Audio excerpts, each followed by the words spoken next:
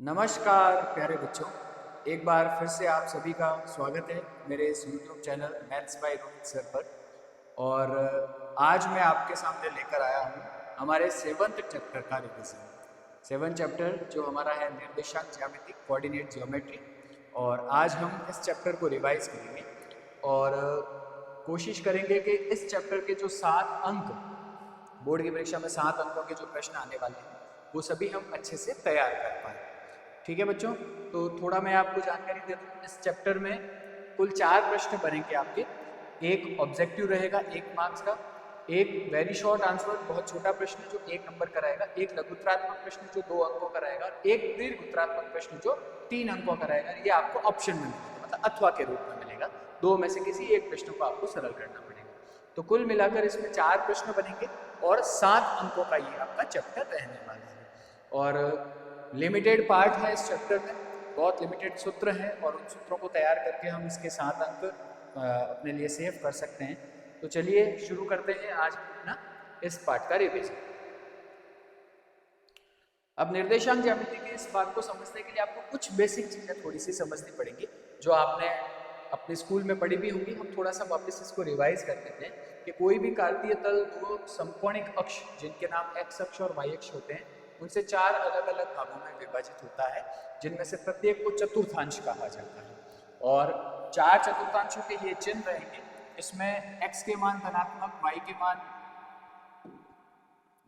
धनात्मक, y के मान भी धनात्मक, x minus y plus x, y दोनों minus, x plus y minus, इस तरह के चिन्ह चतुर्थांशों के होते हैं। और x अक्ष पर स्थित किसी भी बिंदु के निर्देशांक हमेशा आप ध्यान रखें x, 0 के रूप में होते हैं, और y अक्ष पर स्थित किसी भी बिंदु के निर्देशांक होते हैं 0, y। ठीक है, ध्यान रखें x अक्ष पर y सदैव 0 होता है और y अक्ष पर x सदैव 0 होता है। ओके, और दोनों अक्ष जहां एक दूसरे को प्रतिच्छेद करते हैं उस बिंदु को कहा जाता है इस समतल का मूल बिंदु, ओरिजिन। और इसके निर्देशांक होते हैं 0, 0। तो ये भी आप ध्यान रखें, मूल बिंदु के निर्देशांक 0, 0 होते हैं। किसी भी बिंदु के निर्देशांकों का रूप रहेगा x, y, जहां x का मतलब y अक्ष से लंबवत दूरी जिसे भुज कहा जाता है, और y का मतलब x अक्ष से लंबवत दूरी जिसे कोटि कहा जाता है। 4 तरह के प्रश्न इसमें बनते हैं।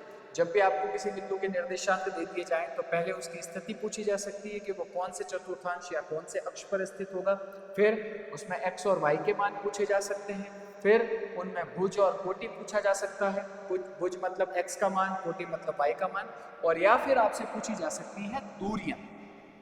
दूरियां जब भी पूछी जाए तो आप हमेशा ध्यान रखें, जिस अक्ष से दूरी पूछी गई है उसका विपरीत मान हमें बताना है।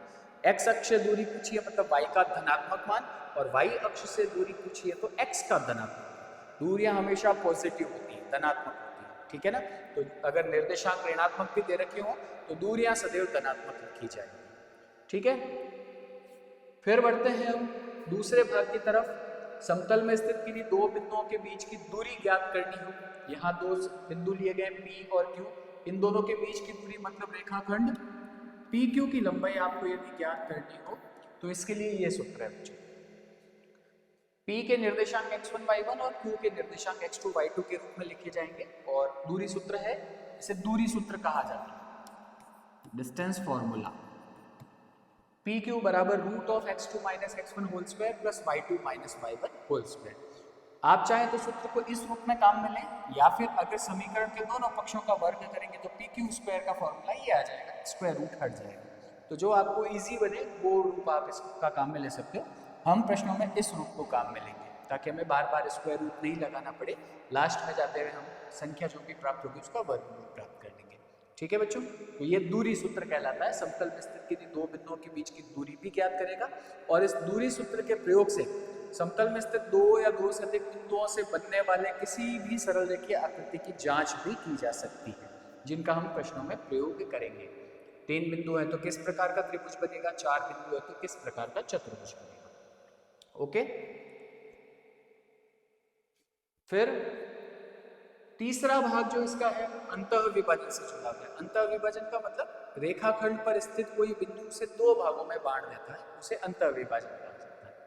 और अंतः विभाजन में देखिए बच्चों, रेखाखंड के जो दोनों सिरे रहेंगे वो x1 y1 और x2 y2 से प्रदर्शित किए जाएंगे। हमेशा ये बात ध्यान रखें, रेखाखंड के दोनों सिरे x1 y1 और x2 y2 से प्रदर्शित किए जाते हैं।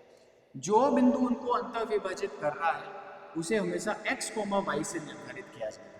अंतः विभाजित करने वाला बिंदु ही सबसे महत्वपूर्ण होता है इसमें, और उसके निर्देशांक x, y के रूप में रहेंगे। और जिस अनुपात में विभाजन हुआ है वह अनुपात कहलाता है m1 और m2। ठीक है, तो कुल मिलाकर इस पूरे स्ट्रक्चर में 8 मान हो गए, x1 y1, x2 y2, xy और m1 m2।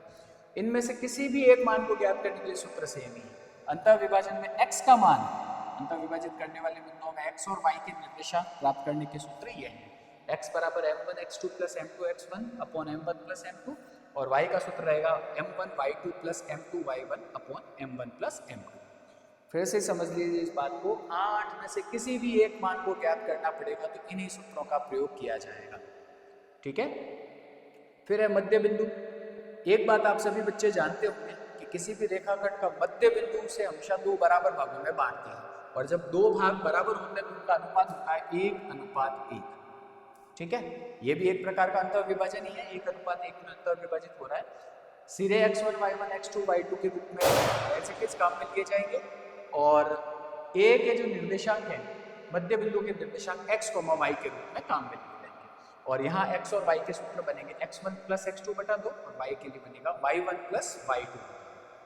ठीक है बच्चों, तो ये कुछ सामान्य सी चीजें हैं जो इस टॉपिक में हमारे यूज होने वाली हैं। और अब हम प्रश्नों की तरफ बढ़ते हैं। आप पहले इन सारी चीजों को अच्छे से थोड़ा सा ध्यान में रख लें ताकि प्रश्नों को करने में हमें बहुत सहूलियत हो। शुरू करें प्रश्न। चलिए,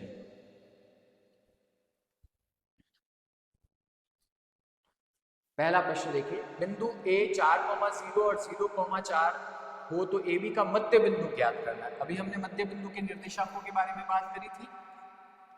रेखाखंड AB है, A के निर्देशांक 4,0 और B के निर्देशांक 0,4 है। आपको इसके मध्य बिंदु के निर्देशांक ज्ञात करने हैं। किस रूप में होते हैं, x, y, और x का सूत्र क्या होता है, x1 प्लस x2 बटा 2, x1 4, x2 0, 4 और 0 को जोड़ेंगे तो 4, 4 में 2 का भाग जाएगा 2 बार, और y का मान, y का सूत्र होता है y1 प्लस y2 बटा 2। y1 आपका दे रखा है 0 और y2 आपका दे रखा है 4, 0 और 4 को जोड़ेंगे तो 4, और 4 में 2 का भाग जाएगा 2 बार। तो मध्य बिंदु के निर्देशांक क्या बनेंगे बच्चों, 2, 2। ठीक है, मध्य बिंदु के निर्देशांकों का सूत्र इसमें लगाना है। चलिए बढ़ते हैं दूसरे प्रश्न की तरफ।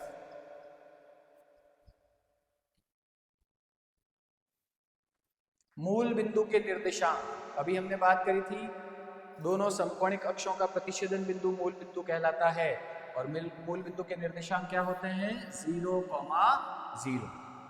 ठीक है, नेक्स्ट।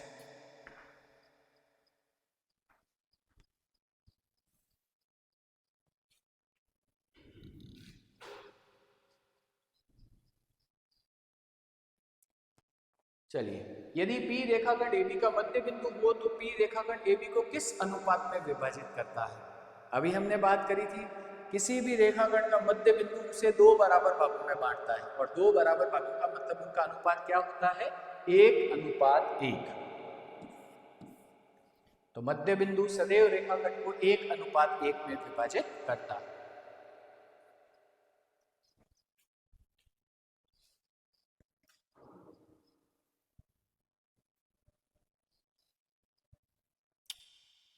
बिंदु 4,-3 किस चतुर्थांश में स्थित है। अभी मैंने आपको चतुर्थांशों के बारे में जानकारी दी थी। इस बिंदु के निर्देशांकों का चिन्ह x प्लस का है और y माइनस का है, और प्लस माइनस कौन से चतुर्थांश के चिन्ह होते हैं बच्चों, चतुर्थ चतुर्थांश के। तो यह बिंदु चतुर्थ चतुर्थांश में स्थित होगा। और बाकी सारी चीजें भी हमने जो डिस्कस करी थी वो भी देख लेते हैं। 4,-3 में x का मान कितना है, 4, y का मान -3, x के मान को हम क्या कहते हैं, भुज, और y के मान को क्या कहा जाता है, कोटि। ठीक है।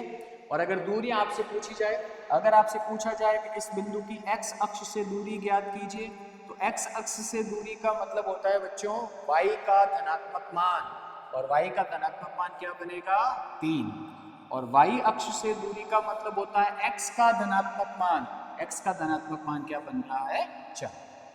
ठीक है, तो ये सारी चीजें भी आप ध्यान में रखें चतुर्थांशों के साथ साथ।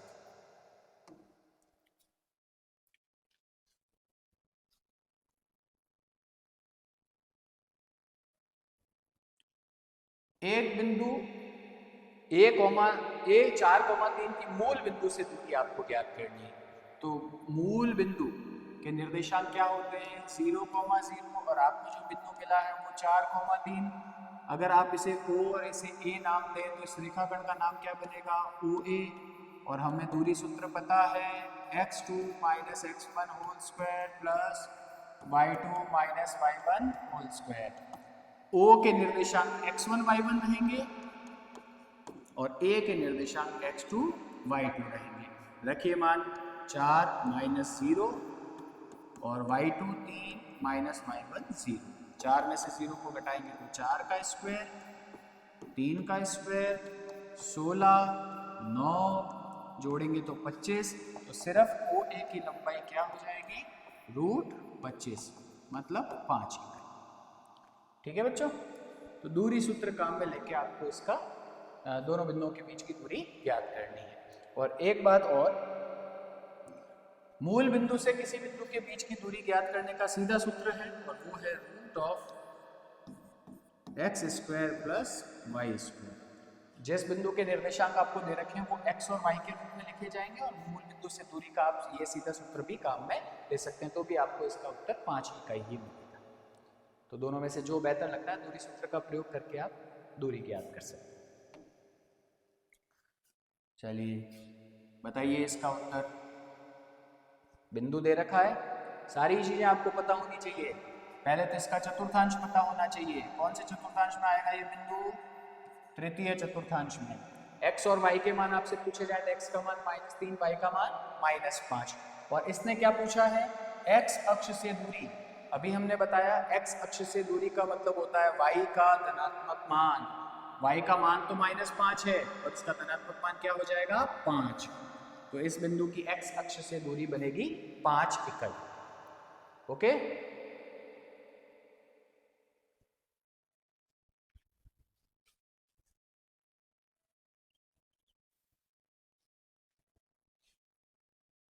y अक्ष पर स्थित उस बिंदु के निर्देशांक ज्ञात कीजिए जो x अक्ष से 4 इकाई की दूरी पर हो।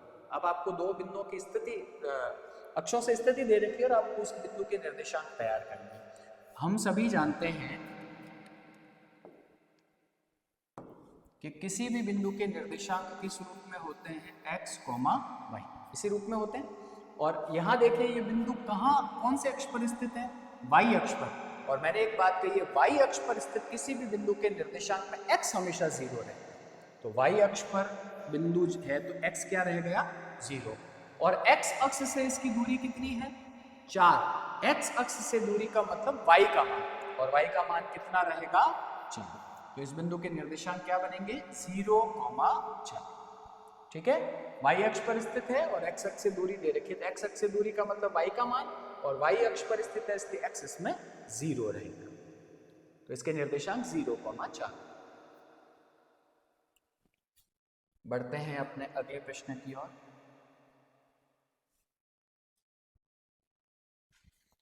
यदि बिंदुओं A और B के बीच की दूरी 5 इकाई हो तो P का मान आपको ज्ञात करना है। इस तरह के प्रश्न हमें सेकंड और थर्ड सेक्शन में भी देखने को मिल सकते हैं।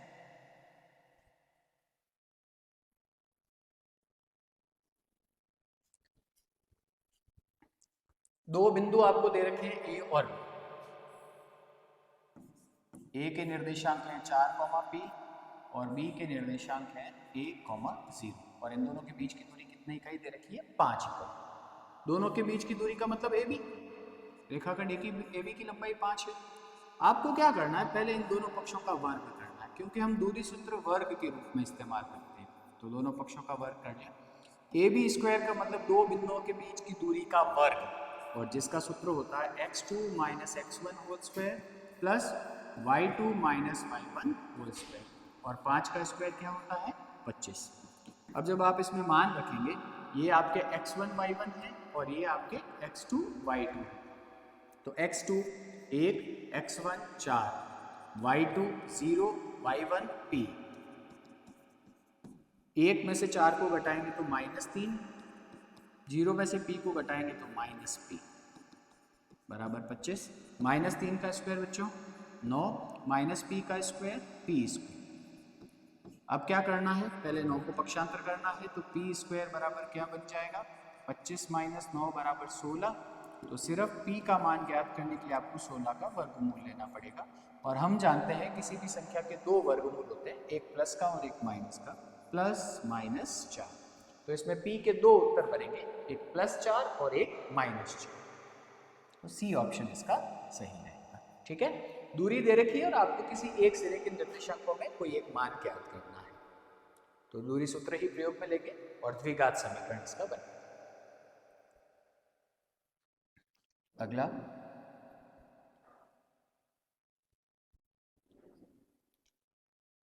बिंदु 8, -9 और 2, 3 को मिलाने वाले रेखाखंड को 1:2 के अनुपात में अंतर विभाजित करने वाला बिंदु कौन से चतुर्थांश में स्थित होगा। अब ये अंतर विभाजन का प्रश्न आ गया बच्चों। अंतर विभाजन का मतलब आप जानते ही हैं, कोई बिंदु रेखाखंड पर स्थित होता है, उसे दो भागों में बांट देता है। तो यहाँ हम ले लेते हैं एक बिंदु A और ये किस अनुपात में बांट रहा है 1:2। तो अभी मैंने आपको स्ट्रक्चर समझाया था, ये आपके हो गए M1 M2, ये हो गए आपके x1 y1, x2 y2, और अंतर विभाजित करने वाला बिंदु किस रूप में होता है x, y, जिनको ज्ञात करने के सूत्र हैं। और वो सूत्र क्या है, x बराबर तो होता है m1 x2 plus m2 x1 बटा m1 प्लस m2। रखिए मान, m1 1, x2 2, m2 2, x1 8 और m1 प्लस m2 1 प्लस 2। सरल करेंगे तो 2 एकम 2, 8 दूनी 16, 2 और 1 3, 16 और 2 को जोड़ेंगे 18, और 18 में 3 का भाग जाएगा 6 बार। ठीक इसी तरह से जब आप y का सूत्र लगाएंगे, m1 y2 plus m2 y1 बटा m1 प्लस m2। m1 का मान 1, y2 का मान 3, m2 का मान 2, y1 का मान -2 बटा 1 प्लस 2। 1 और 3 को गुणा करेंगे 3, प्लस को माइनस से गुणा करेंगे माइनस, 2 9 18, 2 और 1 3, 3 में से 18 को घटाएंगे तो -15 बटा 3 बराबर -5। तो इस बिंदु के निर्देशांक आपको क्या प्राप्त हुए हैं, x का मान तो मिला है 6 और y का मान मिला है -5। ठीक है, अब अगर विभाजित करने वाले बिंदु के निर्देशांक पूछे जाते तब तो हमारा उत्तर 6 -5 होता। इसने पूछा है इसकी स्थिति, ये कौन से चतुर्थांश में स्थित होगा। तो बच्चों क्या चिन्ह है इसके, x का मान प्लस और y का मान माइनस, और प्लस कॉमा माइनस कौन से चतुर्थांश के चिन्ह होते हैं, चतुर्थ चतुर्थांश के। तो इनको अंतर विभाजित करने वाला ये जो बिंदु रहेगा, ये आपके चौथे चतुर्थांश में स्थित होगा। ठीक है, पहले x और y के मान आपको ज्ञात करने, फिर उसकी स्थिति पता करनी। बढ़े आगे, ये फिर से एक प्रश्न आ गया, अभी हमने कर रखा है, x अक्ष पर स्थित उस बिंदु के निर्देशांक ज्ञात कीजिए। बिंदुओं के निर्देशांक किस रूप में होते हैं बच्चों, x, y। कौन से अक्ष पर स्थित है, x, और x अक्ष पर स्थित बिंदुओं में y सदैव 0 होता है, y का मान 0 रहेगा। और y अक्ष से इसकी दूरी कितनी है 7, और y अक्ष से दूरी का मतलब x का मान, तो इसके निर्देशांक क्या बनेंगे 7, 0। ठीक है, x अक्ष पर स्थित है इसलिए y 0 रहेगा, और y अक्ष से दूरी x का मान होती है जो 7 इकाई देगी।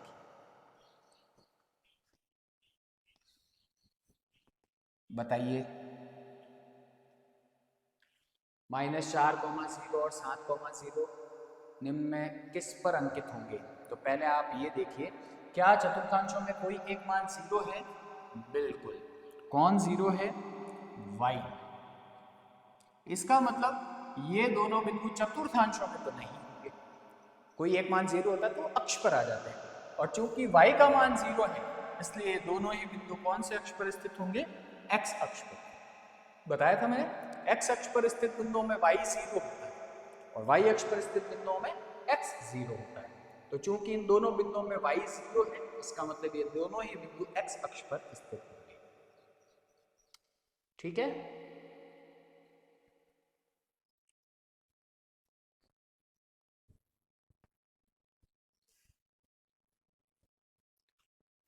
यदि किसी बिंदु का भुज धनात्मक हो तो वह बिंदु निम्न में से किन चतुर्थांशों में स्थित होगा? बहुत ही प्यारा प्रश्न है। भुज धनात्मक, भुज धनात्मक का मतलब x का मान धनात्मक।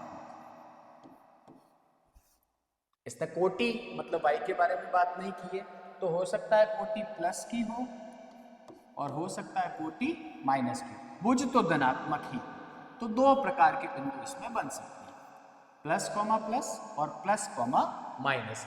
और इन दोनों को अगर हम देखें तो प्लस कॉमा प्लस तो कौन से चतुर्थांश के चिन्ह होते हैं? प्रथम, और प्लस कॉमा माइनस होते हैं चतुर्थ। तो इस तरह का बिंदु किन किन चतुर्थांशों में स्थित होंगे? प्रथम और चतुर्थ चतुर्थांश में।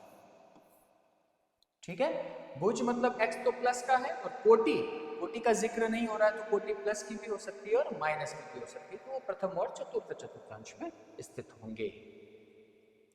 चलें आगे।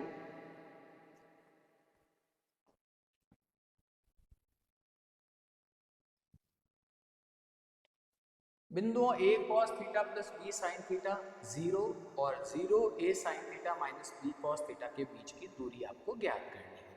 तो दूरी सूत्र के प्रयोग से हमें इस प्रश्न को सरल करना है।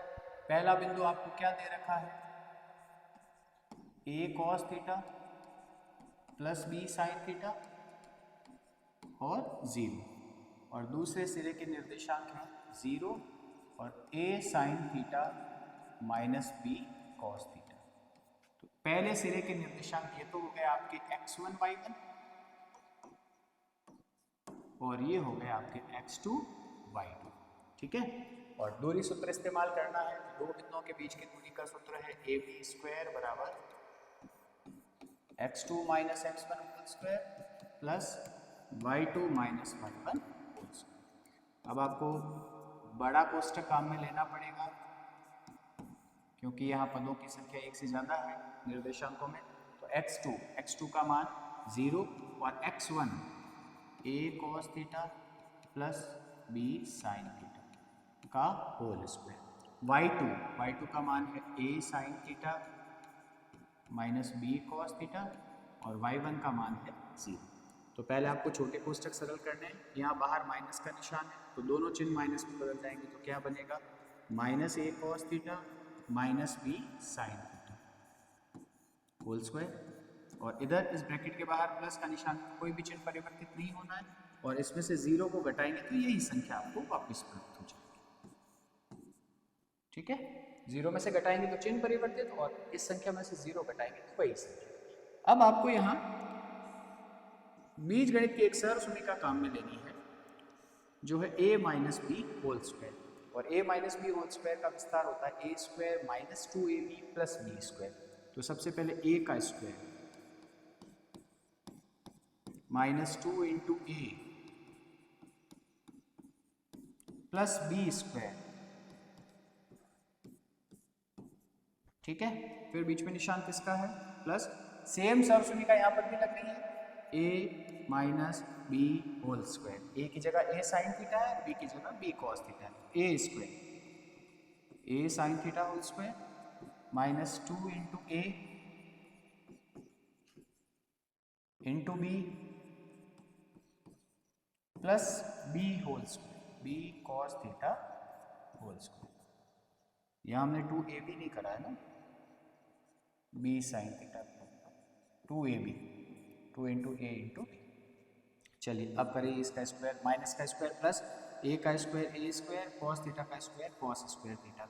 माइनस को माइनस से गुणा करेंगे तो प्लस 2a और b, इनको गुणा करेंगे तो 2ab, और कॉस थीटा को साइन थीटा से गुणा करेंगे तो sine theta cos theta, plus b का square b square sine theta का स्क्वायर साइन स्क्वायर थीटा। यहाँ भी स्क्वायर कीजिए, a का square a square sine theta का square sine square theta minus 2ab sine theta cos theta और b cos theta का square हो जाएगा b square cos square. Okay बच्चों, सिर्फ हमने बीजगणित की सरलसमीका लगा के इनका विस्तार कर लिया। अब आपको यहाँ समान पदों को देखना है, उनको जोड़ना है या अगर कटते हैं तो काटना है। ये देखिए आप 2ab sin theta cos theta plus का और 2ab sin theta cos theta minus का, ये दोनों कैंसिल हो जाएंगे। और देखिए सजातीय पद कौन कौन से हैं, साइन स्क्वायर, तो पहले इनको अरेंज करें पास पास में या आप डायरेक्ट कॉमन ही ले लें। इन दोनों में साइन स्क्वायर कॉमन आ रहा है और शेष पद क्या रह जाएंगे, ए स्क्वायर प्लस बी स्क्वायर। फिर कॉस स्क्वायर के ये दोनों पद हैं, इन दोनों में क्या कॉमन आ रहा है, कॉस स्क्वायर थीटा और ब्रैकेट के अंदर क्या रह जाएगा, यहाँ बचेगा ए स्क्वायर और यहाँ बचेगा बी स्क्वायर। अब दोनों में ही common A square plus b square बन रहा है और शेष पद रह रहे हैं sign square theta plus cos square theta. Sine square plus cos square ये त्रिकोणमिति की पहली सरलसमीका है और sine square plus cos square का मान 1 होता है और 1 को ए स्क्वायर प्लस बी स्क्वायर से गुणा करेंगे तो ए स्क्वायर प्लस बी स्क्वायर ही रहेगा।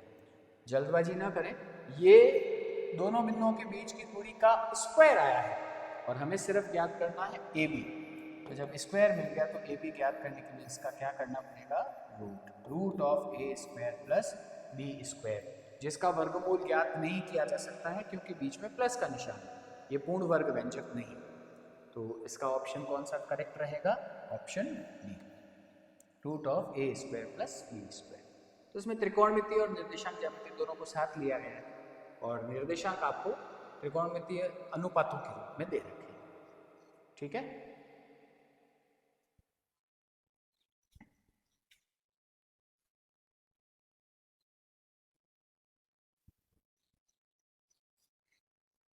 यदि बिंदु P बिंदुओं A और B को मिलाने वाले रेखाखंड को 1:2 के अनुपात में विभाजित करे तो K का मान ज्ञात कीजिए। देखो बच्चों, इस तरह के प्रश्न आपको थर्ड और फोर्थ सेक्शन में भी खूब देखने को मिलेंगे और आपको मैं एक बहुत अच्छा तरीका बताता हूँ।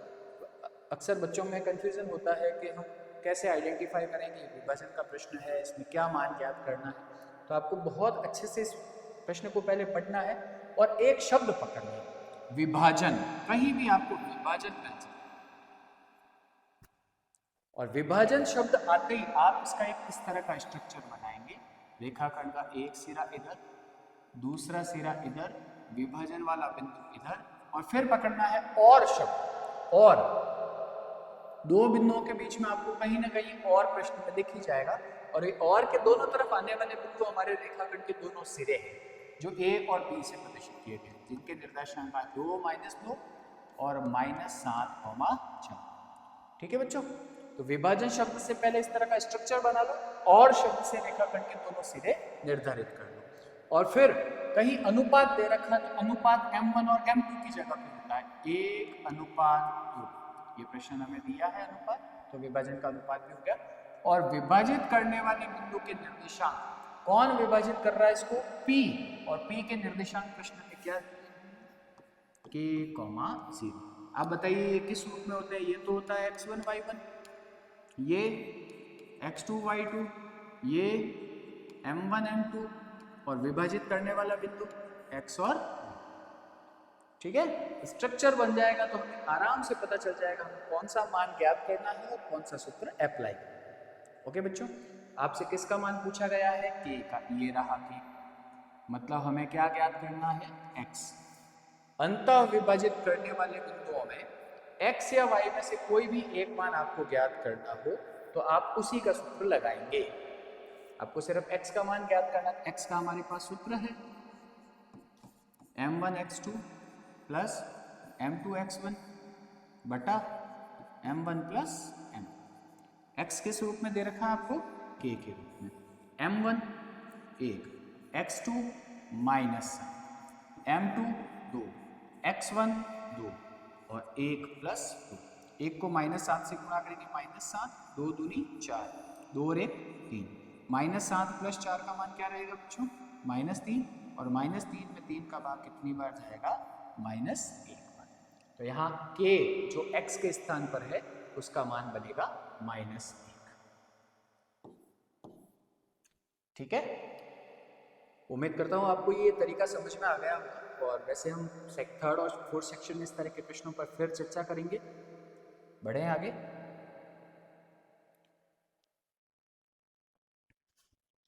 तो ये हमारा फर्स्ट सेक्शन, मतलब एमसीक्यूज, बहुविकल्पी प्रश्न, जो आपका एक प्रश्न इसमें से बनेगा। उस तरह के सभी टाइप के प्रश्न मैंने इस शीट से आपको वापस रिवाइज करवा दिए। ठीक है।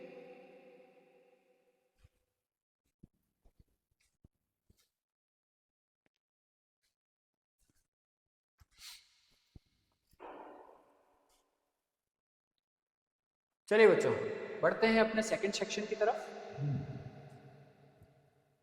अति लघुत्रात्मक प्रश्न, वेरी शॉर्ट आंसर क्वेश्चन, जो एक अंक का एक प्रश्न आपका पेपर में बनेगा और बिल्कुल छोटा सा प्रश्न रहेगा। पहला सवाल देखिए, बिंदु P 3,4 की एक्स अक्ष से दूरी ज्ञात कीजिए। तो हमने पिछले सेक्शन में बहुत कुछ चर्चा कर ली है इसके बारे में। एक्स अक्ष से दूरी का क्या मतलब होता है बच्चों?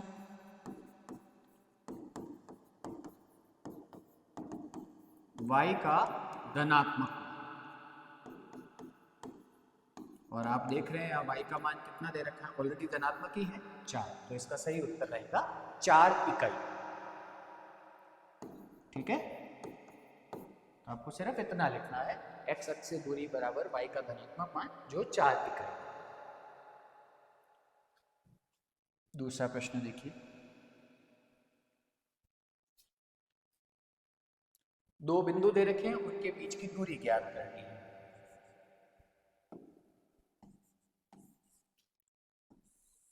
पहला बिंदु आप P से ले लीजिए -5,7, दूसरा बिंदु आप Q से ले लीजिए -1,3, और इन दोनों के बीच की दूरी ज्ञात करनी है। तो कौन सा सूत्र अप्लाई करेंगे?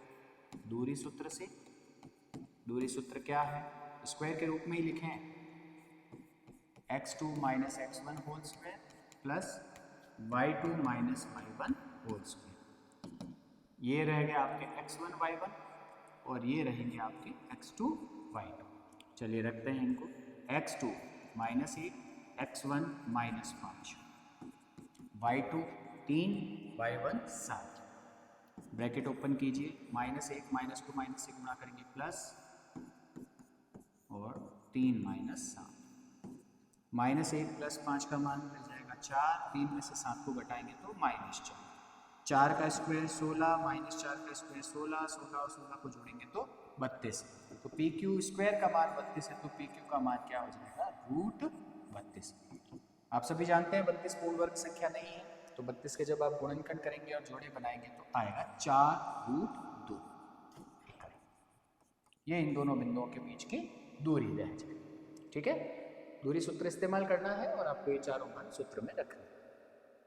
चलें आगे। बिल्कुल छोटे छोटे प्रश्न आएंगे आपके इस सेक्शन, और कुछ तो संभावना ऐसी भी है कि एक एक दो दो लाइनों की, एक दो पंक्तियों में आप उसके उत्तर लिख सकते हैं। चलिए आप खुद बनाइए। y अक्ष से दूरी पूछी गई है। y अक्ष से दूरी का क्या मतलब होता है? x का धनात्मक मान, x का मान इसमें कितना दे रखा है? -5, और -5 का धनात्मक मान रहेगा 5 इकाई।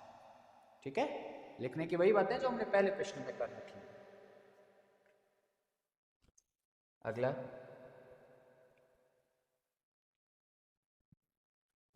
मध्य बिंदु के निर्देशांक ज्ञात करने हैं साहब।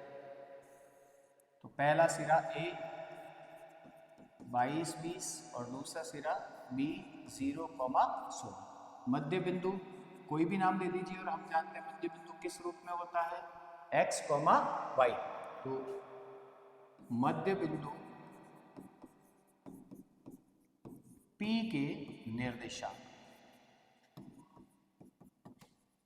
किस रूप में रहेंगे बच्चों? x, y। और x और y के सूत्र हैं हमारे पास। x का सूत्र है x1 प्लस x2/2, और y का y1 प्लस y2। मान रख लीजिए, x1 का मान 22 और x2 का मान 0, y1 का मान 20, y2 का मान 16। 22 और 0 को जोड़ेंगे तो 22/2, 36/2। 22 में 2 का भाग जाएगा 11 बार, और 36 में 2 का भाग जाएगा 18। तो इन दोनों बिंदुओं को मिलाने वाले रेखाखंड का जो मध्य बिंदु रहेगा उसके निर्देशांक रहेंगे 11,18। ठीक है, चलिए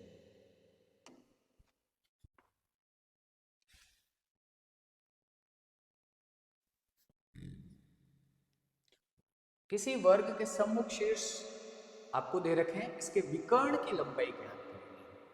थोड़ा अलग प्रश्न है, दूरी सूत्र का प्रयोग ही हमें इसमें करना है। वर्ग को आप सभी जानते हैं, ऐसा चतुर्भुज जिसकी चारों भुजाएं लंबाई में समान और प्रत्येक कोण 90 डिग्री का हो। सम्मुख शीर्ष, अगर मैं इस वर्ग को ABCD नाम दूं तो इसके सम्मुख शीर्षों में आप चाहे तो A या C को ले लीजिए, चाहे B या D को ले लीजिए। तो इसके निर्देशांक 5, -4 और -3, 2 दे रखे। आपको इसके विकर्ण की लंबाई ज्ञात करनी है। और वर्ग का विकर्ण मतलब दोनों शीर्षों को मिलाने वाले रेखाखंड की दूरी। तो हमें यहाँ पर विकर्ण की लंबाई मतलब BD की लंबाई ज्ञात करनी है।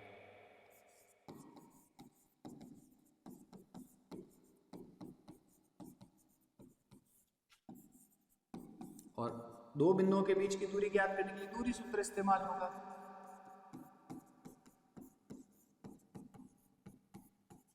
रखिए मान x2 5, x1 -3,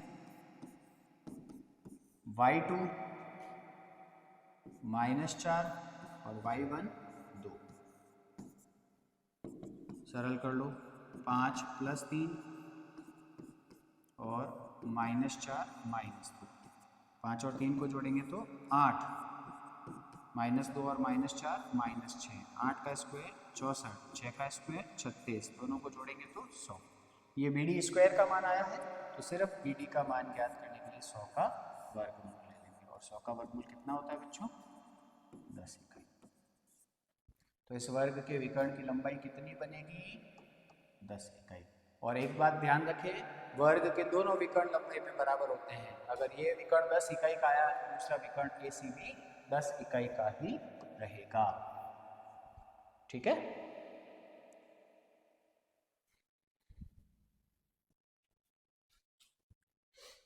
चलिए बताइए, उत्तर बताइए इसका। बिंदु आपको -7,2 दे रखा है।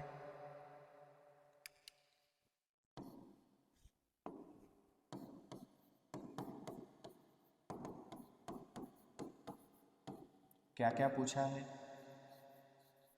भुज और कोटि। भुज का मतलब होता है x का मान -7 और कोटि का मतलब y का मान 2। सिर्फ भुज और कोटि बता दो।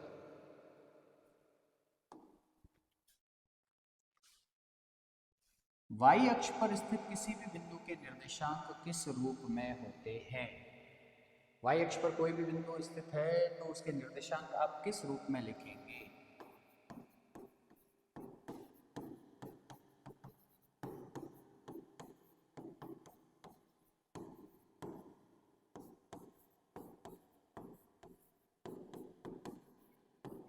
अभी हमने बात की थी y अक्ष पर स्थित कोई भी बिंदु जो होता है उसमें x का मान सदैव 0 होता है, तो x तो 0 रहेगा और y का मान जहां बिंदु स्थित है, तो y अक्ष पर स्थित बिंदु के निर्देशांक 0, y के रूप में होते हैं। मैंने इसके चैप्टर के इंट्रोडक्शन में भी बता दिया था, y अक्ष पर स्थित बिंदु होता है 0, y और x अक्ष पर स्थित बिंदु होता है x, 0।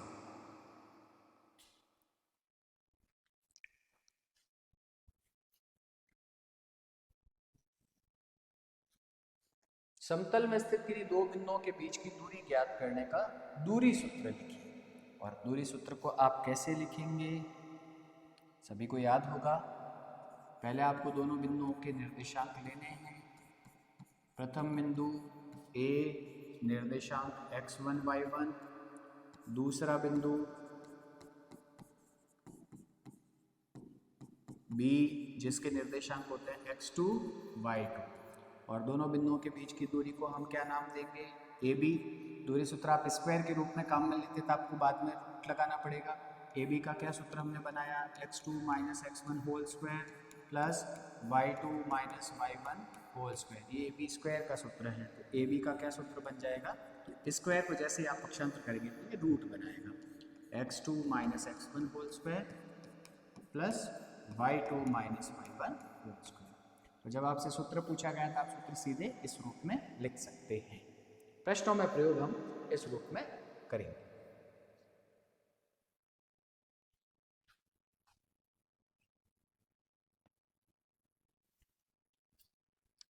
पहले सेक्शन में कर चुके हैं हम इस प्रश्न को। मूल बिंदु के निर्देशांक क्या होते हैं बच्चों? 0,0 और आपको जो दिया हुआ बिंदु है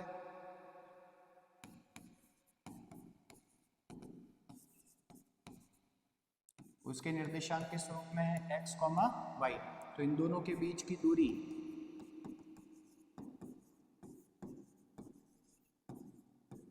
रेखाखंड का नाम बनेगा OP और OP का सूत्र क्या होता है?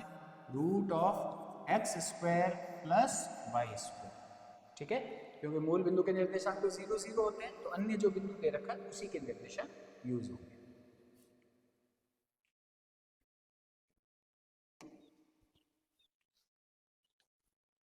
नेक्स्ट,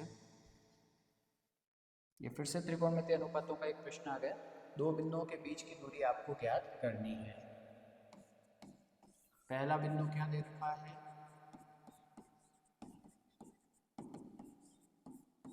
cos थीटा और 0। दूसरा बिंदु 0 और sin थीटा। ओके, दोनों के बीच की दूरी ज्ञात करनी है, तो दूरी सूत्र इस्तेमाल कीजिए और PQ² का सूत्र लगाइए। क्या सूत्र है? x2 - x1 whole square plus y2 - y1 whole square. ये आपके x1 y1 हो गए और ये हो गए आपके x2 y2। ठीक है, x2 0, x1 cos theta, y2 sin theta और y1 0। 0 में से cos थीटा को माइनस करेंगे तो minus cos theta, sin theta में से 0 को माइनस करेंगे तो sin थीटा। माइनस cos का स्क्वायर हो जाएगा cos square theta, sin theta का स्क्वायर हो जाएगा sin स्क्वायर थीटा। ओके बच्चों, यहाँ तक कर लिया हमने। अब त्रिकोणमिति की पहली सरसमीका आपने पढ़ी होगी। सूत्र है sin square theta plus cos square theta बराबर 1 और उसी रूप में हमें ये मान मिल रहे हैं। इसका मान क्या रहेगा? 1। PQ² का मान 1 आया तो PQ का मान ज्ञात करने के लिए 1 का वर्गमूल लेंगे। 1 का वर्गमूल कितना होता है? 1। तो इन दोनों बिंदुओं के बीच की दूरी बनेगी 1 इकाई। ठीक है,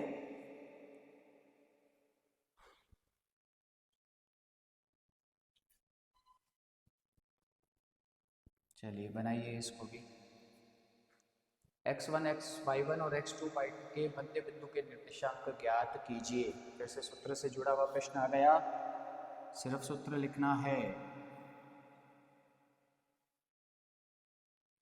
पहला बिंदु क्या दे रखा है?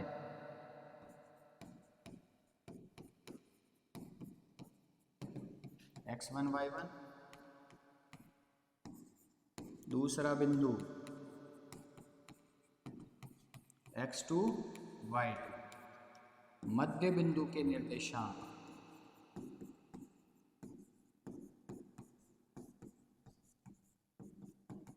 किस रूप में होते हैं बच्चों?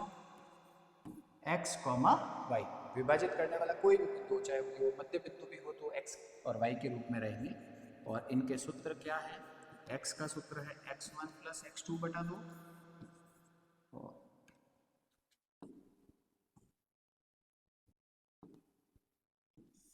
और y का सूत्र होता है y1 + y2। ओके, सूत्र लिखना है सिर्फ। तो इस तरह से ये हमारा सेकंड सेक्शन भी कंप्लीट हो गया। ठीक है ना, अति लघुत्रात्मक प्रश्न, जो एक प्रश्न आपका एग्जाम में बनने वाला। मिलते हैं अगले सेक्शन के साथ।